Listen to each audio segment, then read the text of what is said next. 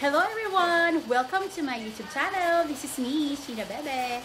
For today's video, ay tutur ko kayo sa isang private pool and events place dito lang sa Tansa, Cavite.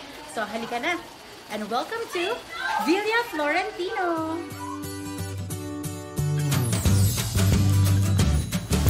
Okay, so dito tayo sa part ng pool. Ayan, pool agad. Walang kaabog-abog, char. Ayan, so makikita nyo meron siyang pathway sa gitna para makakalusot ka dun sa kabilang side. Diba? Ang ganda ng kulay ng tubig. Blue na blue siya. Dito naman sa side na to, makikita nyo, ayan. Maraming mga furnitures, may mga upuan, may mga mesa. Merong dalawang long table kung saan pwede kayo magsali-sali with the family. Dito naman sa part na to, ito talaga yung entrance.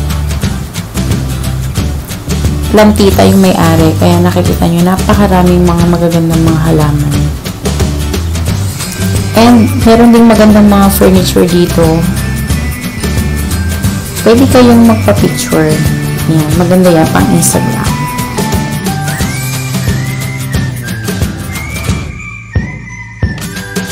Yan yung upuan na yan na parang itlog. Mukha lang hindi matibay, pero matibay yan. So, dito tayo sa pinaka main house nila. So, may ano din, may pamesa rin sila. Pwede kang mag-coffee and tea. Ito yung pinaka main house nila. Yan, pwede ka namang pumasok at mag-take ng pictures.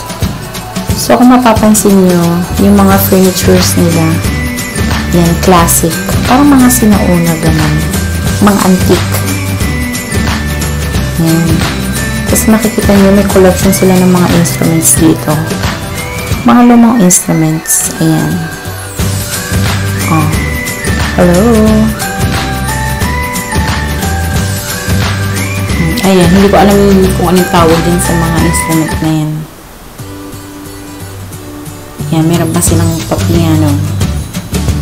Nag-attempt akong buksan, pero hindi ko mabuksan. Dito naman tayo ngayon sa part ng kanilang dining hall. O, ayan. Ang ganda. And, ito yung kusina. Tapos, dito sa pinto na to, pool na uli. Part na uli ng pool. Dun sa may hagdanan, meron silang mga room sa taas.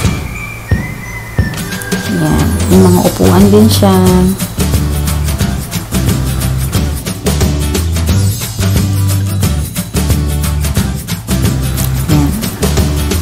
Balik tayo ulit. Busy yung mga marites.